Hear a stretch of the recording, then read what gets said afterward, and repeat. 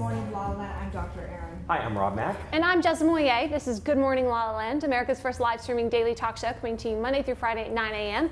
on Instagram, Facebook, YouTube, and Twitter. Now also available on Apple TV and Roku. That's right, and today is Thought Thursday. We're going to ask our guests, if the law of attraction works all the time, why do only so few people actually have it work and create and manifest what they desire? But on that note, let's begin by knowing the truth, which is thoughts are powerful, and there is an infinite power in this universe, and you get to use it for good. Create harmony, love, manifest your good health and amazing community like we have here. As together we say, and so it is. And so it is. Love that. That's right. I'm so excited to welcome to the show our very special guest today.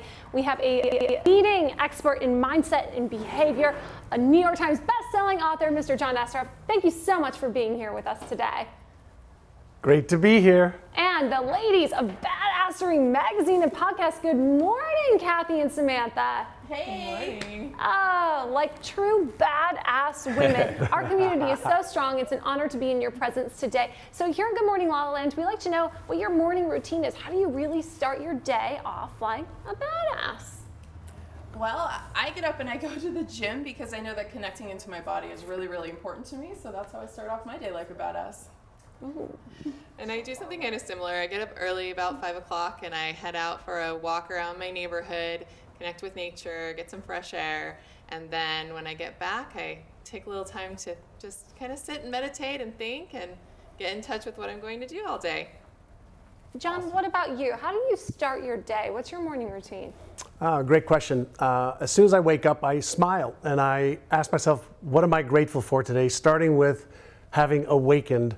And then I do about a 20-minute meditation, followed by about 5 minutes of looking at my goals and priming my brain to focus on what it is exactly that I want, and then it's off to work out for about an hour. Love Wow. it. Intentional. So intentional. Well, thank you all so much for being here and for sharing your time, your talent, and your light with us. We're excited to talk to you more later in the show. I'm so excited John here today, guys. I mean, my journey in awakening and my spiritual growth, The Secret had a major impact, and I believe it was, whether it was done correctly or not, that's a debatable thing, but it was one of the primary things that really opened up the world to the conversation around the universe and how powerful we are, even though these have been truths that have been they're eternal, of course, but he was, one of those leaders in there that it just impacted my entire journey. Yeah. So honored to have him here today. Absolutely. I think a lot of people could resonate with that. For Erin. sure. Yeah. So when you first experienced The Secret, Rob, Yes. what was the first thing you manifested? Because I mean, we all kind of watched it, or read the book, and we tried it. Yeah. What did you manifest into your life? More books. I'll be honest. I manifested more books. I was instantly like, I gotta learn more. And I had already read stuff that talked about law of attraction. I was an Abraham Hicks fan, like from the beginning. Abraham Hicks were part of what I consider the OGs, but even before them, people were talking about law of attraction for thousands of years, really. And so it was books, and it was also, I would say, a more relaxed and enjoyable day-to-day, moment-to-moment experience. That for me was huge, because I think one of the things that The Secret did so well was get people to be intentional about their goals, right? Be intentional about what they were thinking and feeling. And I noticed that with me, I was already too intentional about these things in a way. I was almost too attached to my goals. So I learned basically through The Secret and other books to sort of relax in that a little bit and just enjoy my days. I manifested parking spots. That Did was you? the biggest thing that came out. No, I think it was such an interesting thing because it was kind of a game that came out of that. Yeah. And of course, it focused a lot on material things, and all the leaders in the documentary kind of looked back on and thinking, obviously the soul desires love and connection. And so if we just manifest a bunch of stuff, it's not necessarily going to get us fulfillment. But I do think it just spurred this big game that everyone was playing around manifesting. Yeah. It was kind of fun, for sure. Oh, absolutely. I'll never forget. I was in a Meijer parking lot driving my first car. It was a 1990 Oldsmobile Color Sierra. Yes. And I'm in like the throes of a Michigan winter, and it's slushy, and it is like, sub-0 degrees, right? And I thought it was packed. I mean, because the big place to go is the local grocery store, right? And sure enough, I did what Erin said. I manifested a parking spot. I thought, you know what? The secret is I have to feel how good it is for me to get from this car in those doors, like instantaneously. What does that feel like? And I parked right in the very, very first like VIP spot. And I thought, my God, this is so powerful. That's fantastic, Jess. I love that. You know, you actually remind me, I do remember manifesting something bigger, I think objectively, subjectively, but I remember manifesting a role in a TV show opposite Vanessa Williams, literally within months of that. And I remember thinking, that's profound. Sometimes the snow does come down in June. Sometimes it does come down in June. It did, apparently, yes. Yes, that was good. But it's I think it's so empowering just to recognize your own power and your thoughts and your feelings. For sure. Yeah. Well, the bad thing is, though, it can work in the other way, right? So you might not get a VIP parking spot or a check for $1 million or meet the woman of your dreams. You can also attract negativity, right? I remember learning about the word zemblanity. It's the opposite of serendipity. Serendipity, we always think, you know, I remember thinking, oh my gosh, this is amazing. It's so serendipitous that I just happened to love purple and purple showed up on this tray today, you know, whatever it was, right? And knowing that zemblanity is the opposite. So whether it be like car accidents or, you know, crappy things happening, it's out picturing the same positively and negatively. So yeah, unfortunately, the law of attraction works all the time. That's right. What did Ernest Holmes say? You can, with the same fire, you can burn down a house, you can cook a meal. Right? Yeah. I'm really good at burning down. Yeah, I outsource the cooking myself. So I believe that we have a rewind from yesterday. Let's take a look. Yeah, it was a great show. We had So I'm a professional networker. So entrepreneurs of high net worth or corporations will hire me to connect them or place them in front of their ideal clientele. Connections, your network is your net worth. So that is a literal term. Yeah, we say it all the time. Yeah. So That's really sweet. At the beginning of the show, we asked how you start your day, and you said you meditate in the morning. How has meditation played into the success within your business? The arts and business, it's the most stressful business in the world. Okay, it isn't like you go into this to make money. Either acting, writing, you do this because it's a passion. But what we're trying to do is recalibrate and bring everybody back in, because right now we're all kind of frustrated and we're all kind of scared.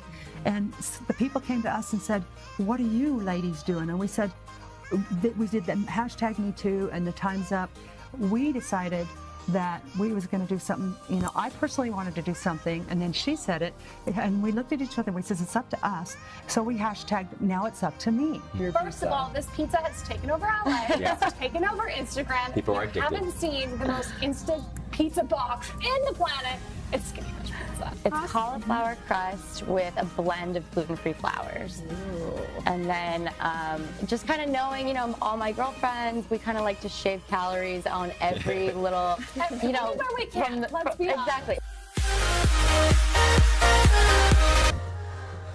Branding alone. I mean, Skinny Bitch Pizza. We're calling it now. You know, We're calling it now. It's going to be say. huge. It is huge, but it's going to be even bigger than it is now. Oh, absolutely. We want to give a special shout out to the women of I Am Superwoman. We're so excited. You know, they've got a great summit happening tomorrow at the Beverly Hilton. We're wishing you the best of success for that event. If you haven't heard about it, be sure to check out their website and follow them at Now It's Up to Me. That's right. So It's today's up to me. Thought Thursday. I mean, we just want to talk a minute because I'm so excited because John, the thing I think that John has really done, which I am so excited for his interview, is he has used some of the spiritual language and taken science and bridged those two to have us understand what's going on and put it in the language where people understand why. I believe that we all are kind of saying the same thing.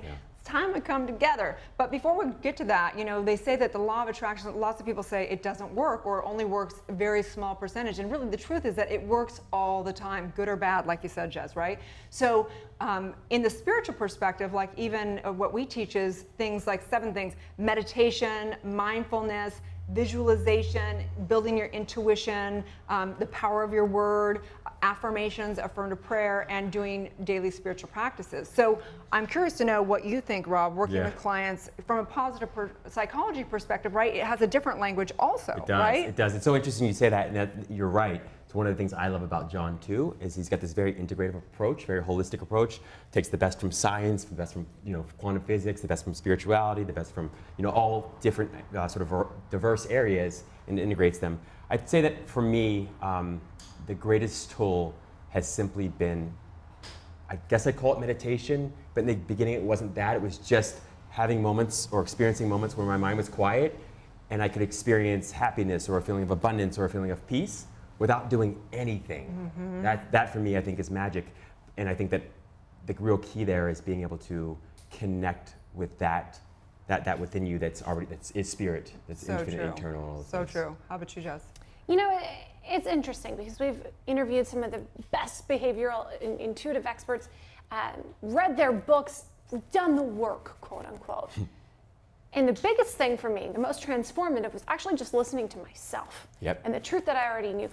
Granted, honoring the expertise and the guidance and the wisdom that these experts have shared with us, but really just reflecting on what that meant to me and being aligned with myself and learning how to trust my own inner intuition. Because look, the secret is going to work for some and it's not going to work for others. Yes, the law of attraction is real, but some people can practice it in a way that speaks to them.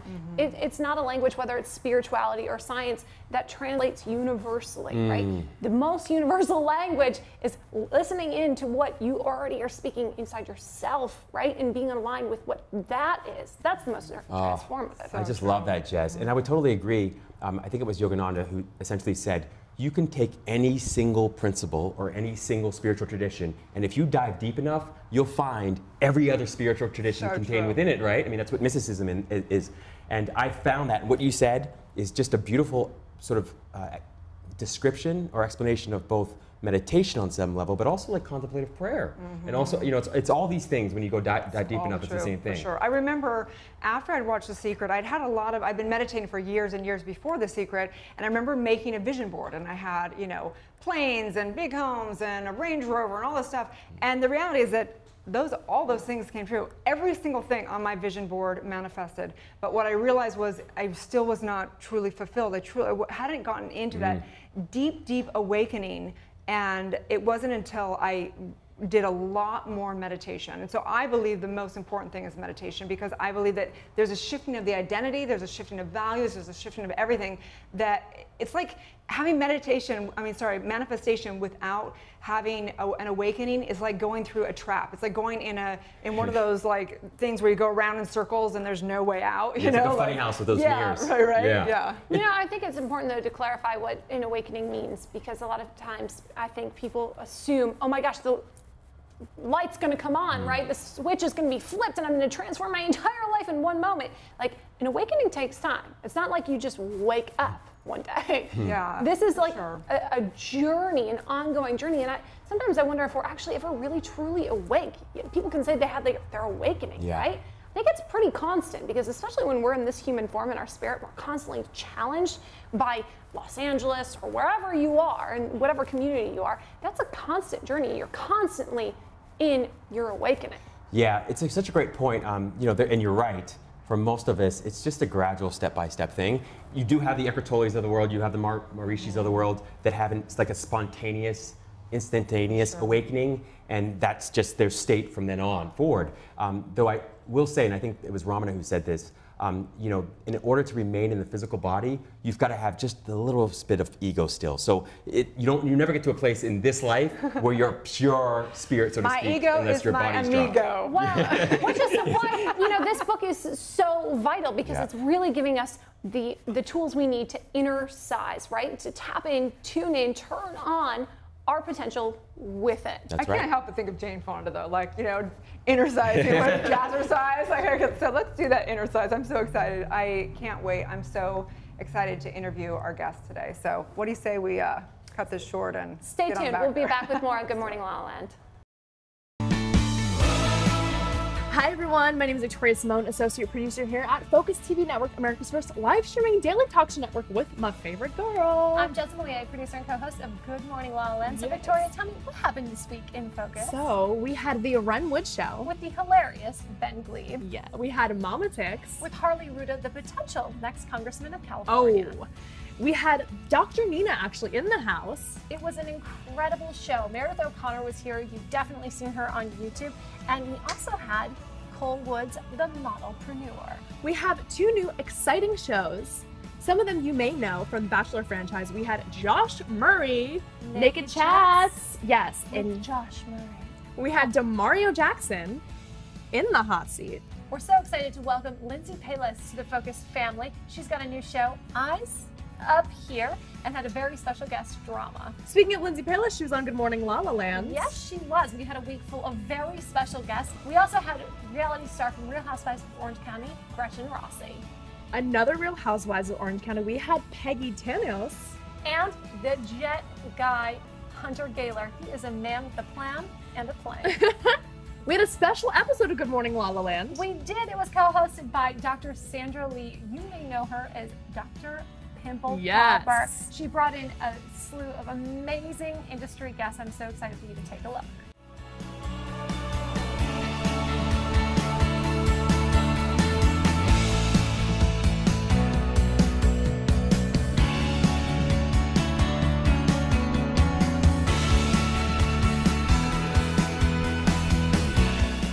Have a divine day. It's going to be a Good Morning LaLa. And of course, we have a lot of fun here at Focus TV. We have a blooper reel hosted by Brittany Zonka. The change is starting happening. It's nope, bad take. Nope, nope. Oh, sorry, I messed up. I was talking to the guest. It's a little fast. I bet you don't have one of those in your phone. Nope. Andy's like, damn it, I'm doing things over here.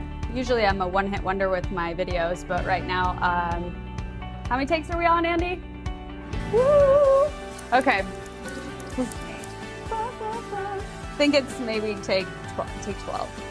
Nope, messed up one word at the end. It's gonna drive me insane. Listen, I've never done so many takes in my life on one video. That was a good one. Good? You like that one? Are we gonna do a blooper reel? Andy's like, you're already on all of them. Thank you so much for tuning into This Week in Focus. We're hashtag community powered.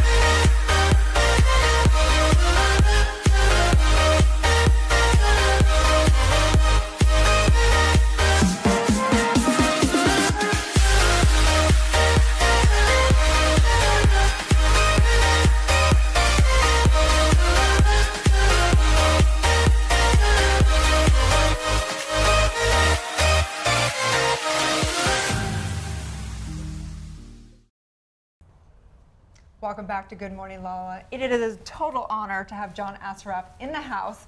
You may remember him from the blockbuster hit The Secret. He is a two-time New York Times bestseller. You've done multiple multi-million-dollar companies. You have a new book, Inner Size. New book. It goes on and on and on and on. New book out. Yeah. How are you, John? I'm great. So good to be here with all of you. It's an incredible honor to celebrate the launch of this book, Inner Size. Congratulations on the massive success for giving us some of the first signed copies hot off the press. You actually got signed copy 1, 2, and 3, That's right. and it is in pre-release today. So it's great, yeah. Congratulations. Thank you, thank you. Tell us a little bit about what your mission was with Inner Size. There are so many people that are stuck. They have goals, they have dreams, they want to achieve more, and something's holding them back. And so I wanted to take the best that science has to offer to help people unlock their brain's hidden power and strengthen their mindset and get rid of the mental or emotional obstacles that is holding them back from achieving their greatest victories and successes in their life. So in the world of science, there's so many amazing new discoveries on how to turn off, for example, the fear circuit in the brain that holds people hostage, or how to eliminate limiting beliefs like I'm too young or too old, or not smart enough, or not good enough, or not deserving enough, or self-esteem issues that many people have because of childhood traumas or occurrences in their lives that is keeping them hostage right now. So I want to go into what's happening in the brain, how do we recognize it, release it, so we can have a clear path to success, and that's what's in the book. When did that switch flip for you? Because in reading your bio, it seemed as though when you got your real estate certificate, the whole thing changed, right? Yeah. Take us back to that moment. Sure. When I was younger, I moved from Israel to Montreal, and I didn't speak any of the language. And so I felt insecure in school from grade 1, 2, and 3. So I was behind. And I felt like I wasn't smart enough. And I felt that way all the way through high school. I left at grade 11. I felt like I wasn't smart enough, wasn't good enough, wasn't going to achieve success. And then I met one man, and in one lunch, he transformed my life. And he asked me if I knew anything about why I felt that way. And I said, well, look at my experiences. I didn't do well in school. I was told if I didn't do well in school, I wouldn't be able to amount to much. And I didn't have any other information that said otherwise. And he asked me, what goals did I have? And at the time, I didn't have any goals. I mean, goals are, you know, go to some restaurants and eat with friends, go to the bars and drink. Have a great weekend. Have a great weekend. Those are my goals. Get to the weekend to have some goals. And he said, listen, why don't you write down your goals?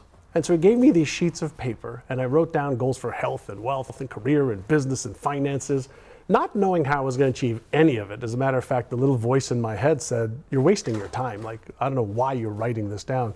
But when I went back to him, he asked me a question that transformed my life. And the question was this. He says, are you interested in achieving those goals that you wrote down, or are you committed? And I looked at him. His name was Mr. Alan Brown. I looked at him and I said, Mr. Brown, what's the difference? He said, John, says, if you're interested, you'll do what's convenient and easy. You'll allow your stories and your excuses and your past to hold you back. But if you are committed, you will do whatever it takes. You'll upgrade your knowledge, you'll upgrade your skills, you'll upgrade your awareness, and you'll change your behaviors so they match those goals that you wrote down. So and boom, like that. I'm getting chills talking about it right now. Let's talk about those things, those behaviors, right? Because a lot of the work that you do is science-based. And as we know, spiritually, these are things that have been around forever. So what's the difference? Because you have, you know, I read through the book and the back, and there's things like cognitive priming, success meditations. These are all things that have been around forever. So what is different in these scientific? So what's different is in the last, let's say 7 to 10 years, we can finally look inside a human brain through brain scan imaging technologies. And we can see when the fear circuit lights up because we're afraid of failing or afraid of being embarrassed or ashamed or ridiculed or judged, the motivational circuit turns off. So that means that the dopamine that we had released when we're motivated to achieve a goal, all of a sudden that gets diminished, and then the fear circuit lights up and the fight or flight circuit kicks in, and guess what we feel? We feel this epinephrine or cortisol in our blood, and for most people, they think that that means stop, as opposed to saying, hold on a second here. Something's going on in my brain that's released this neurochemical that's causing me to stop, and I'm not taking action. I'm procrastinating. I'm not living up to my potential. And so what if you could learn how to recognize, you could learn how to reframe the things that are holding you back, you could learn how to release these negative or disempowering emotions, energy in motion through our bodies, and then you could retrain your brain that when you feel that, it means go instead of stop. Just love this, John. Right? Of course I love it. And I hear you. Psychologist, right? Just brilliant, you know. And, you know, it's interesting because one of the other things that really or what it did inspired me and led me to discover the world of neuroplasticity, which is what you talk a lot about. So can you talk to us a little bit about that, about how all of this is not only just about programming the mind, but also sort of rewiring it? Sure. So when we get into neuroplasticity, all it means is the brain has the ability to create new connections. Now, why is that important? Well, up until 10, 15 years ago, 20 years ago, we thought we were hardwired. We were born, we came with our genetic predispositions, and we were just like our mother or like our father or our grandparents. And we didn't understand that the brain's consistently making new connections. So in the world of neuroplasticity, the questions started to be asked of, what can you do to activate new neural connections? And the reason that's so important is because there's an automatic self to everybody. So there's a way that we think and feel and behave every single day that has been conditioning for 20, 30, 40, 50 years. So neuroplasticity says, regardless of your current beliefs, regardless of how you react to certain things, regardless of what you believe is true or not, you can create these new patterns that through spaced repetition, through using emotion, through using some of the techniques that we use in Innercise, you can actually create a new pattern that then overrides any of the disempowering ones that holds you hostage and keeps you stuck. So let's play devil's advocate. Yes, I love it. Because let's pretend I come, I work, I do these different modalities of connecting my neurons, I have success, I become successful financially in all these areas, but there's something still missing. How does this work get somebody to their truth? Yeah, so one of the core Innercises, we call it Take 6, Calm the Circuits. So before you do any work, you take 6 and calm the circuits to create a new baseline of calmness, and it's simple. All you've got to do is take 6 deep breaths in through your nose, in 10-second rhythmic breaths, and then out through your mouth, and you blow out like you're blowing out through a straw. Why do you do that? First, you take away any of the preconceived thoughts, emotions that may be governing what you're doing right now. So you take 6 deep breaths in and out. That's called Take 6, Calm the Circuits. Then you follow that up with Innercise number 2. It's called Aya. And Aya is awareness, intention, action. So the first thing you do is you go, okay, let me become more aware of my thoughts, my feelings, my sensations, and the current behaviors that I've been engaged in. And you ask yourself, is this really what I want? Do I really want to feel this way? Do I really want to have this emotion? Do I really want to take this behavior over and over again? But you do this in a calm state where the fear circuit's not activated or the stress circuit's not activated, and then you ask yourself one simple question. What is one intention that I have? Well, my intention is to be happier. My intention is to be healthier. My intention is to be more successful. You define what that means. And then A stands for action. So awareness, intention, then what's one action step I can take to be happier? What's one action step I could take to be healthier, wealthier, etc.? And what that does is it starts to rewire your brain in a healthy, positive, constructive way instead of destructive, disempowering way. And if you repeat that every day for 3, 4, 5 minutes, then you start to develop, based on neuroplasticity, a new neural connection that becomes part of something called the default mode network. And the default mode network is simply the part of our brain that just operates stuff automatically without thought. But why not be deliberate and conscious about your own evolution versus waiting and hoping that something changes? So this is you in action. I know you're talking a lot about the law of attraction. There's something I learned 37 years ago that goes with the law of attraction that nobody talked about in The Secret. It's called the law of Goya. You know what that is? Tell me. Get off your ass. So in addition to being mindful and meditating and hoping and praying, you have to do the right things as well. And sometimes the right things is and listen, pay attention to your intuition. Other times, if you want to achieve a result, what's the knowledge that I need? What's the skill that I need? What's the help that I need in order to actually make that a reality? In today's world, sorry. No, in today's world, all of the how-to we already know. We know how to make more money. We know how to build a business. We know how to be healthier. We know how to have a great relationship. We know how to be spiritually connected. So all the how-to, that's the easiest part. The key is, why aren't people doing what's already known to achieve results? But you clearly manifest at a level that very few people will experience. There's a very, very famous scene in The Secret where you have moved into this new home that you've remodeled, this gigantic home, and you're working in your office. Your son comes in, he sits on this box, he's kicking the box, and he's like, what's in the boxes? And you say, it's all my old vision boards. That's and right. you open up this box. He said, what's a vision board? Like, he was 5. He was 5 years old. And you open it up, you look at the vision board, and there's a picture of the exact home. The house. That you were living in, you didn't even realize it. Didn't even realize it. When I had cut out a picture of that home in Dream Homes magazine 5 or 7 years earlier, I used to sit every day as part of my daily ritual, and after my meditation, and I would open up my Exceptional Life Blueprint, which we're actually going to give everybody who pre-buys the book a copy of that as part of the bonuses. But I used to look at my Exceptional Life Blueprint, and I would run my fingers across my goal. So I would send an electrical signal to my brain. I would give my brain the instruction of, one day, when I can afford to live in any home I want to live in a home like this. And I ended up in that house, even though it was thousands of miles away from where I was living.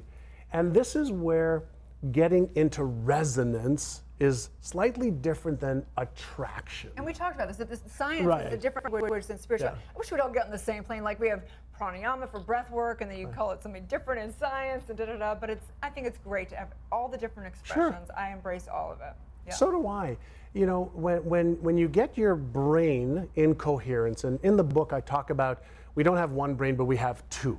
And so we have what I call as the Einstein brain, which can imagine and think through difficult challenges or easy ones. Then we have the Frankenstein brain that says, here's why you can't, here's why you shouldn't, here's how you're going to get hurt, here's what happened to my friend, here's what happened to you the last time you tried. And we have these two brains that are competing, you know, with each other. The one wants to achieve stuff, and another one says, but here's why you can't, because it's governed by a couple of hierarchical principles, and that's safety first, energy efficiency second.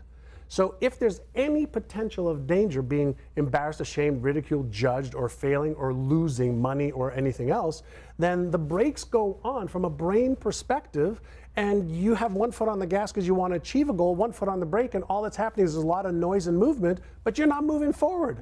So coherence and harmony is getting both parts of the brain in coherence, in resonance, so there's a clear flow towards achieving your goal. And this is where the spiritual principles come in, right? I've taken the spiritual principles and tried to understand the neuroscience and the neuropsychology of it, and then created inner sizes. So people say, okay, great, let me do inner size number 1, take 6, calm the circuit. Let me do inner size number 8, beach time. Let me do inner size number 3, flip-flop actor studio. Let me do inner size number 6 for this. So it's all to strengthen somebody's mindset and upgrade their emotional skills so they're in flow and in coherence with the vision goals they want. I'm wondering, with your understanding of this, how has that affected you as a father? Oh my goodness. I know that everything I say to my children is important, but everything they see me do is more important. And so I've battled alcoholism, I've battled sugar addictions. I was 50 pounds heavier 7 years ago than I am right now, and they have seen me use inner size to build companies, to get into the relationship of my dreams with my wife Maria, to be an amazing, hopefully, dad to them, to lose weight, to get off of sugar, I've just used what we know about the brain to deal with some of life's most difficult challenges by getting better control of what I already own, the most powerful tool in the universe, our brain. And so this is just a bit of the user's manual for other people to use it. I just love this. I love your approach. I love the Thank book. you. I love you, of course. Thank you. And it reminds me, there's a Carl Jung quote, which I was always fascinated with, but I could never quite make sense of or really apply to my life, which was essentially, he said, until you make the unconscious conscious, it'll direct your life and you'll call it fate. And that's always been, I think, for all of us, that's where the challenge and the opportunity is, to begin to make that unconscious conscious and then be able to reframe it in ways that allow us to achieve our goals financially or relationally or psychologically or in any way. In any way, and the truth is, there's no shortage of anything, right? If we live in a universe of absolute abundance. However, there are different layers of consciousness. Just like there's 1,000,000 times more power in the nucleus of an atom, there's 1,000,000 times more power at the spiritual realm of our being. But very few people dive deeper into their lives, into their spirituality, into their brains. And the first part of that is calm down. You don't have to slow down, calm down. And when you calm down, then you can listen. When you calm down, you can pay attention. And when you're paying attention, you're in a state of awareness. And that is the key, is in a state of awareness, now you have choice. Now you can respond versus being a reactive state and an animalistic reactive state that's automatic. But most people, let's be honest, don't want to be in that state. They're not going to like the choices they have to make. They're not going to like the reality of who they see they are and want to have to make a choice to redirect their lives. Well, and they have to make a decision of what type of life do they want to live? Do they want to keep hiding? Do they want to keep suppressing? So the suppression is what leads to the depression. Do they want to live a life that they minimize, or do they want to listen to that voice within them saying, you're capable of more, and there's help that you can have?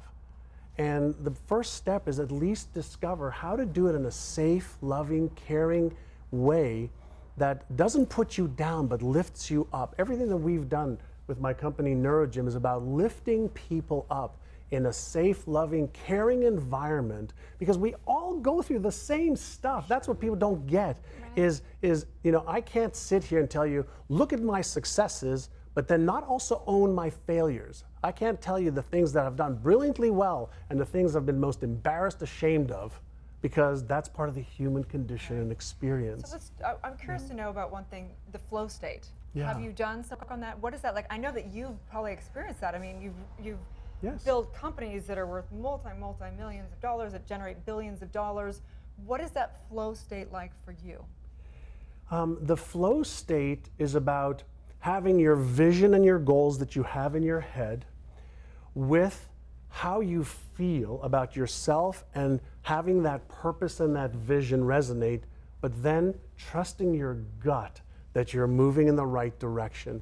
Even when you're faced with obstacles, which we all are, even when you're faced with insecurities, even when you're faced with, I don't know, I don't have all the answers.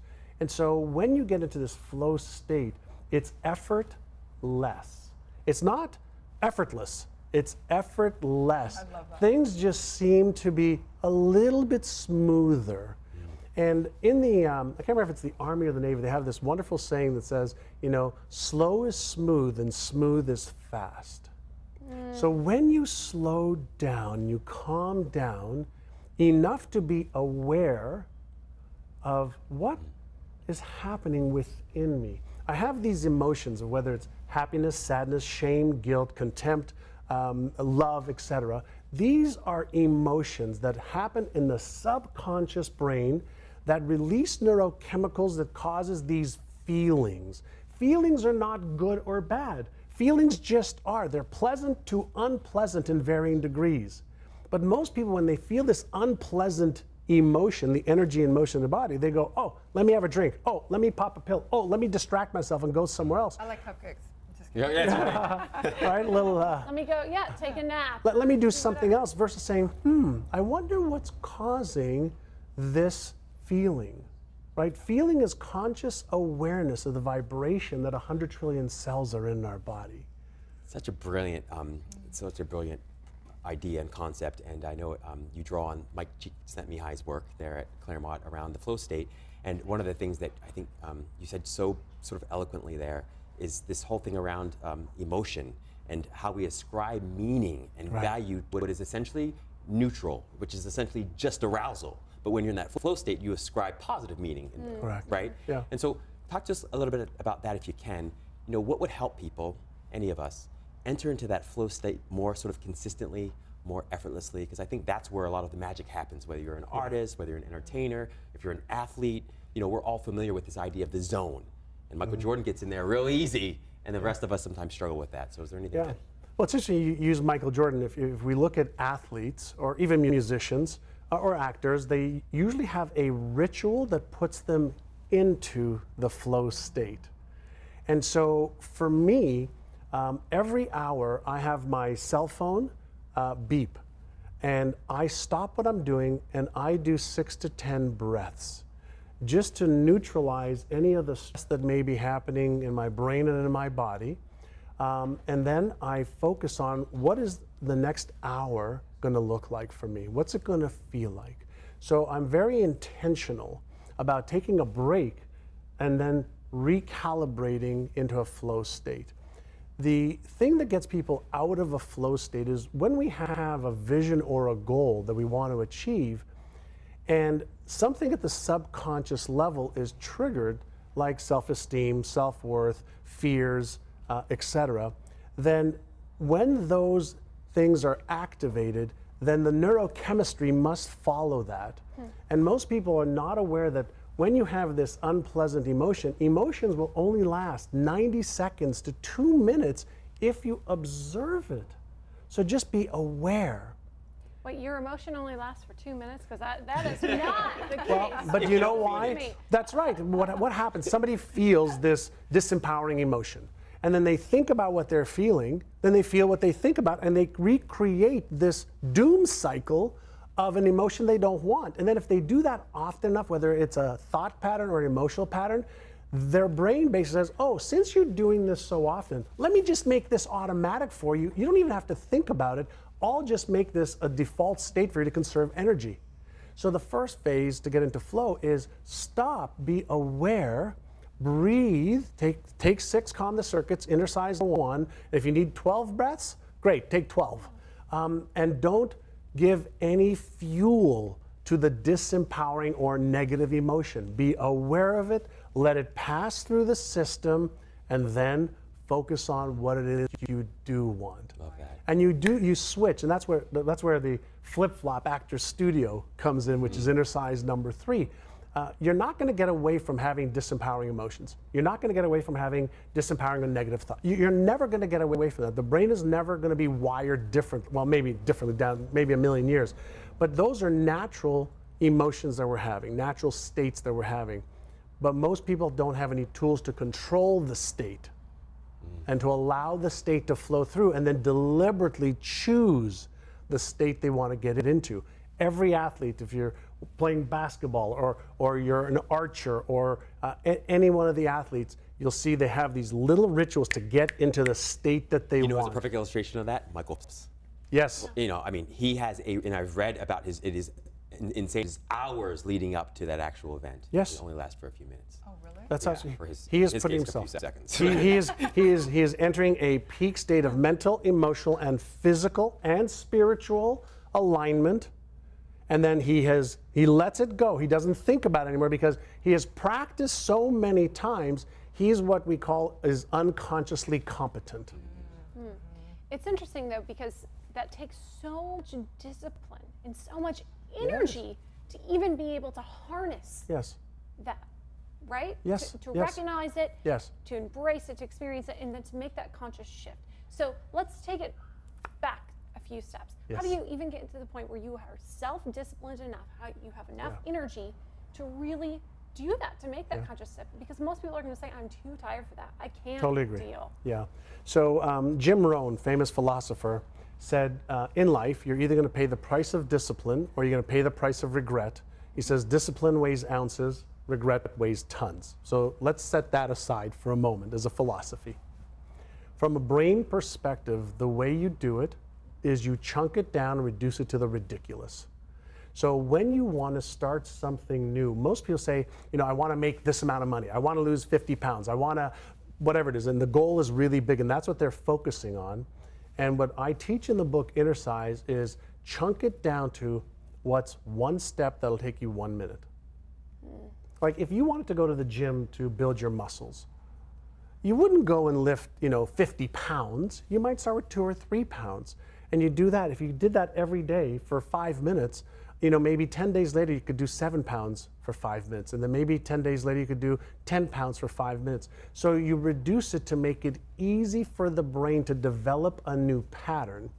All the latest research shows that if you do something for between 65 days and 365 days, regardless of how small it is, you develop a new neural pattern that within that time frame, it'll become the new default pattern that'll actually cause you to want to do it without any effort.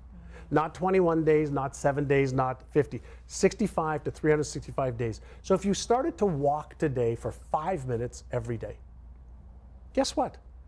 There's going to come a period of time where you won't have to think about do I want to walk today? You will be compelled to walk today because the subconscious pattern will drive the behavior. So it's conscious effort first, only until it becomes the new pattern that your brain fires, because it takes less energy to do that. Living proof right here.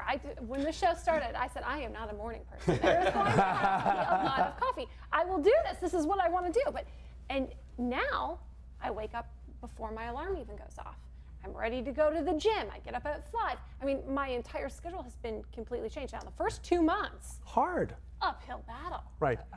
And so one of the things to do is one of the processes we teach is, in addition to having, you know, a goal, so for your show you had a goal, you had a vision, you had a goal, then you had a plan that you had to implement, you have to have a reason why. But you have to have the motive for the action. So one of the things I share with people is, don't set a goal that you're not committed to achieving. Like if you kind of sort of want it, you won't do what's necessary. So don't even kid yourself. But if there's a goal that you want to achieve, then are you willing to invest the time necessary to create the new patterns so it's sustainable? You know, one of the things that we have a program around weight loss. We don't teach anybody about food or exercise.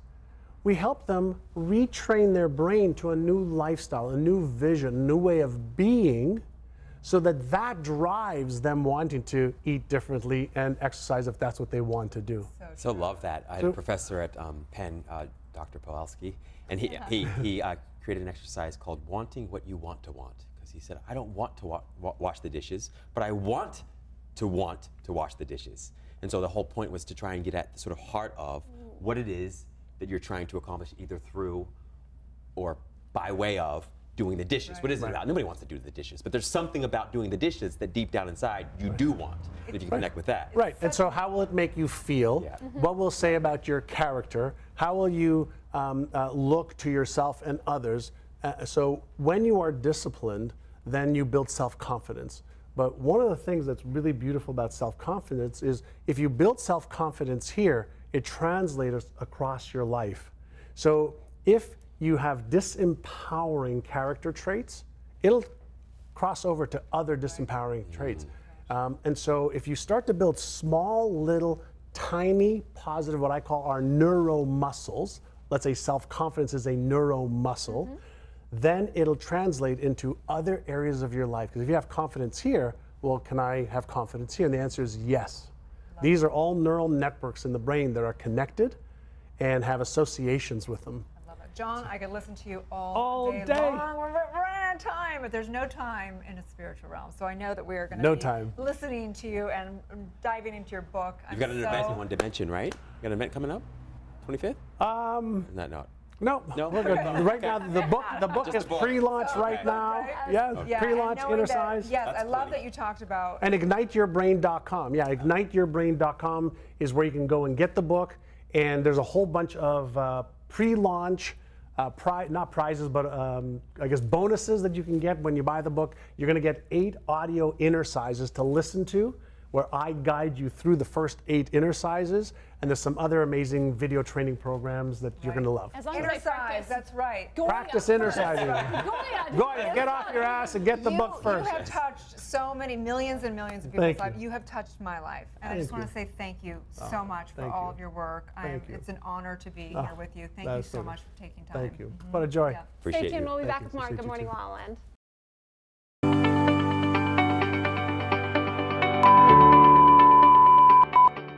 You got this, girl. Here we go. Oh my God, you're gonna make me laugh. That was a good practice run, though. It was a practice run, a little slow on the uptake. Let's. Hi, my name is Jessie Golden, and I am the creator of The Golden Secrets. Hang on a second, sorry. Can we start over? I'm Wendy Brokaw. I'm Paula Marshall. By the way, this is politics, okay? This is not ticks. I hated it. Let's do it one more time. Well, that's why I created Just a Thought meditation recordings, so that you can meditate in your sleep. Pause it there. Can you edit it in? Being new in town, it gives me a perspective on, no, that was wrong. No, can we start all over? That's too much talking. No, I'm an actress. I mean, you've seen me, hopefully. Yeah, it's like so hard. It's so hard. That was so hard. Once you go chocolate, you don't want to stop it. I'll stop. Let's do it one more time. Bitching, Didn't work. complaining. Let me do it one more time. We're gonna do it one more time. Ready? And action. Do I just talk again? If you are vegan, you get a vegan broth. Jesus, guys. Fuck. I'm blah, blah. I wish my boobs looked like yours. Where are they? It's single issue. Single issue! Single issue. Andy, did I make it fun yet? Thank you. It's no longer a golden secret. We're done!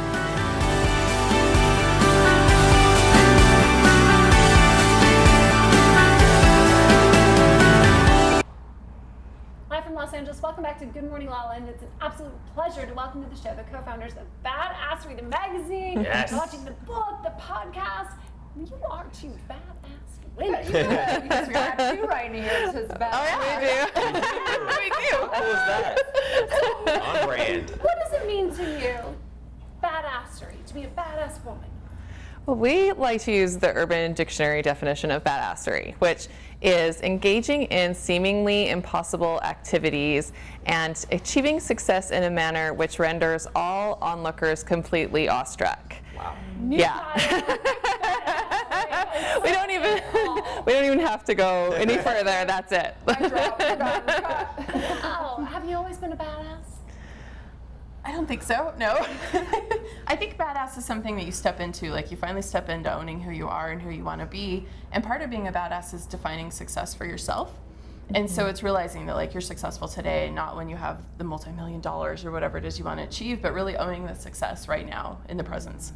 Yeah. Wow, I love that. It's just the awareness of that which you already are. I love that. Yeah. So I've heard I'm speaking at the event on Friday you guys have, but I've heard such great things about how you bring women together of all different colors, backgrounds, sizes, ages, everything else. Like, it's very impressive because going to so many women's groups, I find that it's like the white girls are over here, the black girls are over here, like, you know, the old women, like, how did you guys, was that like something you decided intentionally? Yes, we want to represent women, not just a certain type of women, but women. And our mission with Badassery is to bring women together through transformative experiences. So that's why we have things like amazing parties, and like we're having on Friday. We have also host really inclusive and transformative retreats. And we have one coming up in October.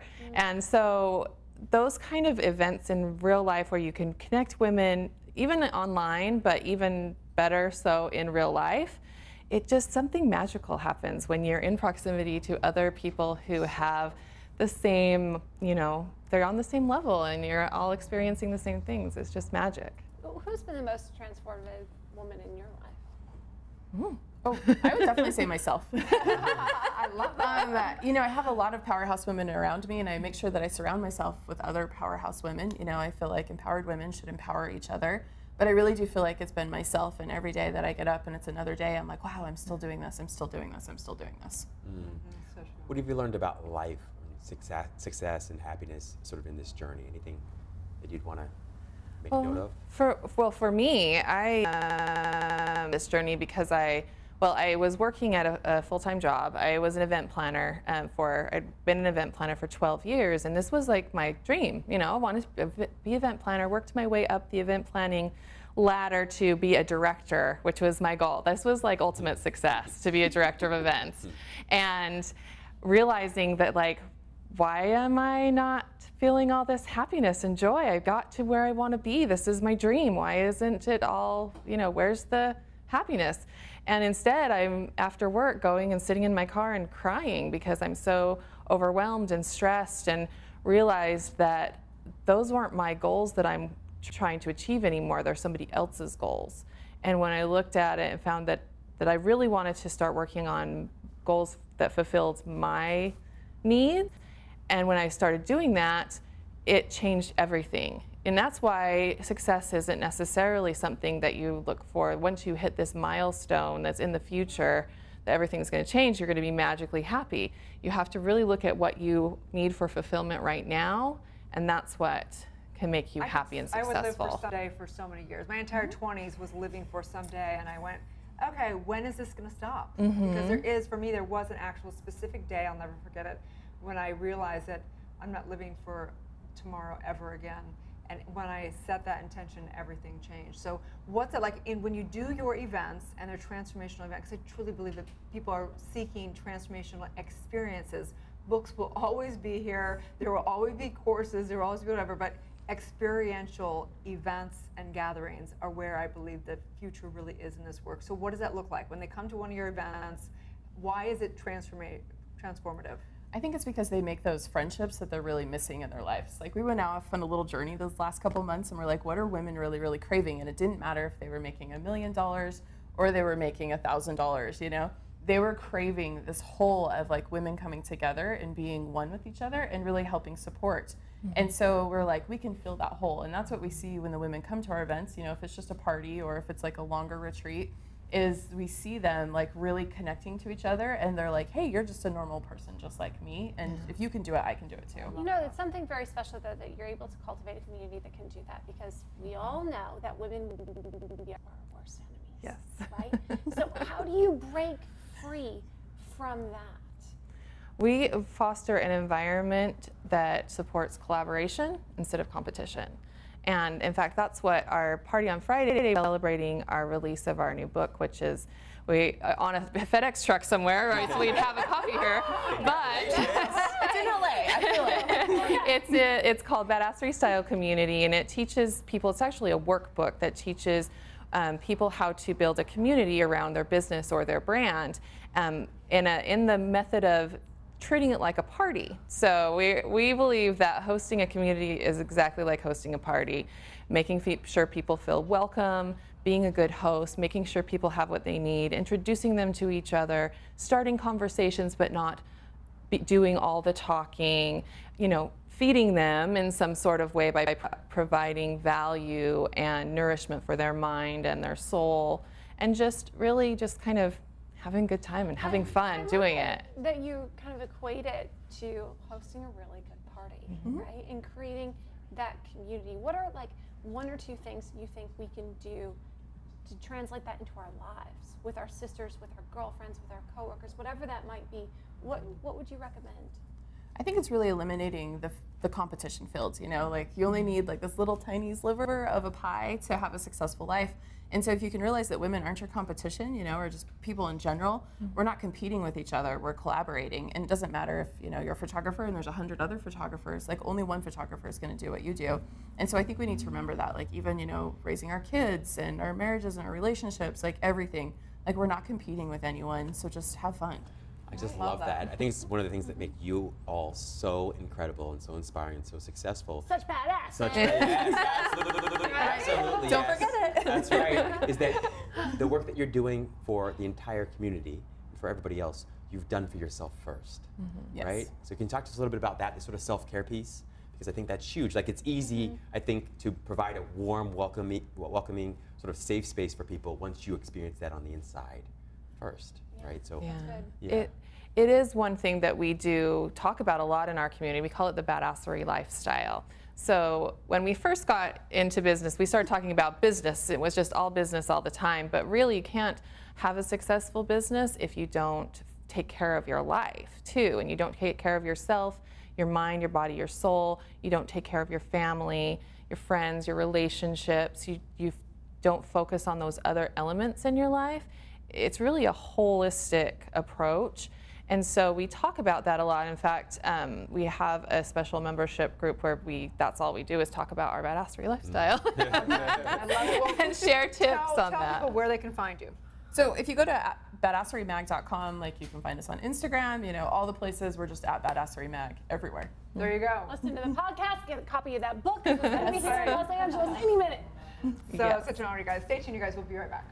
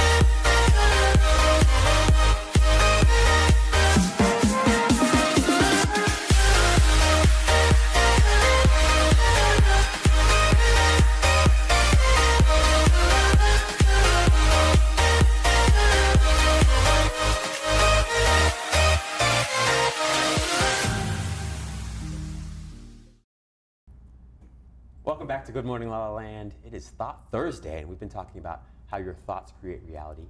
And the question of the day is just, what's been the most important thing that you've either done or discovered that's helped you to change your life? So maybe it's been something you've thought differently, so maybe it's been company in your life, different people you surrounded yourself with.